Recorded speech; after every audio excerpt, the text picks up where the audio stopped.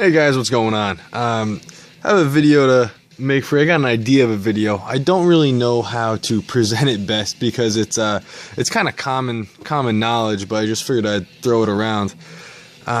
Did a bunch of cardboard cutting the other day.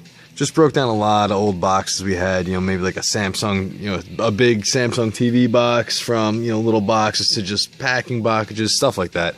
Double ply cardboard to single ply, tough stuff to, crappy stuff. And I used a bunch of different knives to cut it up. Obviously, I actually did this when I first got this shuffle, so maybe about a week and a half ago, 2 weeks ago. I didn't have the free fall, actually, when I did this cutting. I wish I did. So I really just wanted to see how this would do to all that cardboard, and I wanted to see how this edge would last. Started off with that big Samsung cardboard box.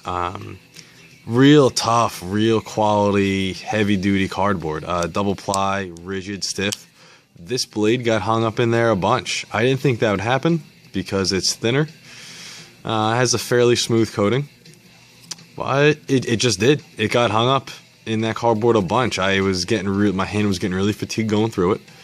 So real heavy-duty cardboard, not the best idea with this. I could saw through it, but it wasn't just slicing right through. It would definitely get hung up, and I was really cranking down on it. Good news is, this didn't show any signs of wear, didn't loosen up at all. It's still solid, which is nice. I then turned to the Hoback.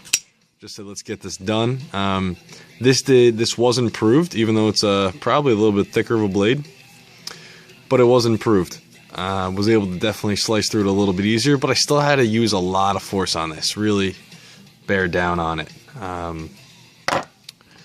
Then I went to the Umnumzaan, and I think this was very, very slightly improved over the Hoback. And that's kind of what I want to make this video about. Why did some of these knives do better than others? But it is common sense, so I don't want to focus on that. But so this might have done the best. Just slightly better than the Hoback, but no real comparison. I really had to, bear down and get it down on this too through the cardboard. And these all were hair shaving sharp, I must mention. This came hair shaving sharp. I strop these all the time, hair shaving sharp, and both of these were as well. So they would slice, they all would push cut receipt paper pretty much. Then I said, okay, it was easier with this, but still not butter. Still not butter. Jumped into this guy. Thin blade, flat grind, real thin edge. I figured this would fly through it, but it did not. This actually got hung up worse than the Umnumzaan and the Hoback, which was thicker. Their blades are thicker, so that was peculiar to me.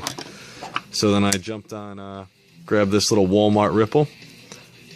And same thing. I thought this would really glide through it a lot, probably the best, but it didn't. It did it better than this, and better than this. So better than the Rift and the Shuffle.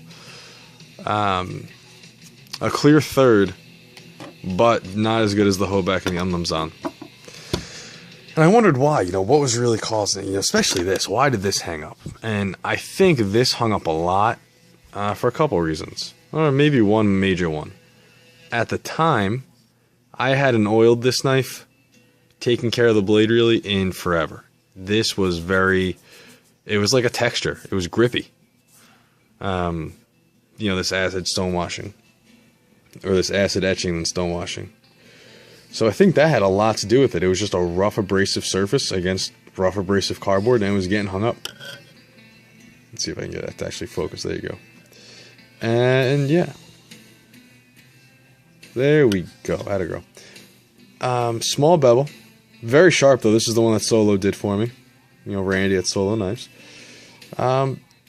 Very disappointing. And I really, really think that it was due to the finish of the blade, how grippy it was, how abrasive it was. I since then oiled it. It's definitely better.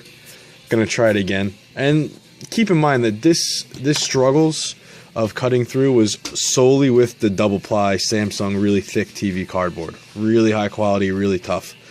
Everything else, every other knife flew through everything else.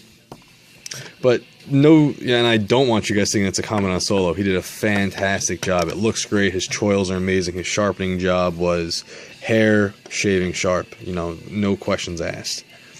It's just I haven't oiled it. And, you know, the finish, the acid etch might be a little rougher. Anyway, moving on. You know, these two, quite honestly, I'm not really sure why they didn't perform as well as I thought they would. You know, they're lighter duty knives, absolutely. However, I just thought they would do better. Maybe you guys can shed some light. These two did the best. No questions asked. The Umnumzaan maybe a little bit better. And if you go with my theory from before, Umnumzaan, higher polish, stonewash blade, very, very smooth. The Hoback, still smooth, not quite as smooth because it's not as high of a polish. It's a sandblast and then a stonewash tumble. So, and I almost would have expected the other way around just because this is a hollow grind with high shoulders. This is a flat grind. But if you do notice something, out of the knives I used, the ones that did the best, the two that did the best, convex edges. Both convex edges they strop and maintain very sharp. Thicker edges. Definitely more metal behind the cutting edge. But convex. These have thinner, less metal behind the cutting edge, but they're a V-grind. Maybe that has something to do with it. Maybe that has a lot to do with it. I'm not sure, because this certainly has a smooth, higher polished blade. Thin, so this should have went right through it. Same with this, thin behind the, really thin behind the cutting edge. Thin blade. It's smooth.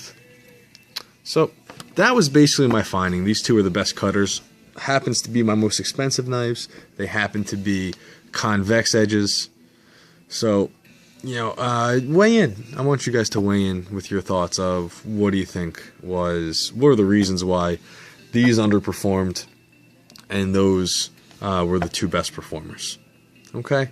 And that really just spawned me thinking, what would make these knives better? If I could change something about a knife, what would it be? With this one, not much, actually, because for what it is what it is. Personally, I would take off the Kershaw Gray, as they call it, finishing, or the bead blasting. I'd get rid of that. I'd spend an extra $1 or $2 and do the stone washing, because Kershaw obviously proves they could do damn good stone washing and a very smooth blade. So that's what I would change on this one. Here, it's thin blade. It's a hollow grind. The shoulders aren't huge. I don't know, maybe make it a flat? I don't know. I really wouldn't change too much of this. It's going to do what it's supposed to do. Thin blade, slicing ability. That's what it was made for. This is where it really starts. I would no doubt make this a high polished stonewash. For pure slicing ability. For the look, I think this is an awesome look. You can't beat it. I think this is great. The two-tone G10, the acid etch blade with the the more you use it, those corners, the high flat, that's going to become more and more than everything else. But yeah, maybe for slicing ability, probably just more polished blade, smoother, let it go through the material better. And I think that's where this is going to come in. I'm excited to try it with this, because the blade stock is about the same as the Rift. Rift might be even a tad thicker. And this is going to be a nice stone wash, so we'll see how that does. These two, love the flat grind on this Hoback. Love the flat grind, love the convex edge. Maybe a high polished stone wash edge. I don't know. I like that setup a lot. In my opinion, I would rather it be a full flat grind instead of a flat grind with a shoulder up top. Maybe if you could just raise this part. Oh, come on. Here we go. I'll do this. There we go. If you can make this go up to there, just so that in turn the entire knife would be just a tad bit thinner. And with this, I mean, it did great. I like the look. I like the whole design. I wouldn't change it for looks, but maybe a flat ground would be better. I don't know. This is where I want you guys to weigh in, okay? So, biggest thing I would change, really, of any of these knives would be right here. Smoother blade, and make this a full flat. But, can't complain. They're great knives. Alright, guys. I think that's how I'd like the video to be done. I tried making it before. Didn't go so well. That's why I never put it up. But, you know, there you go. Weighing your thoughts. I'm going to cut it off here. Don't want to run too long because I don't think the information's that revolutionary. It's certainly not revolutionary, but it's fairly common sense and basic. But just want to throw it out there for you guys. So, have a good one. See you on the next.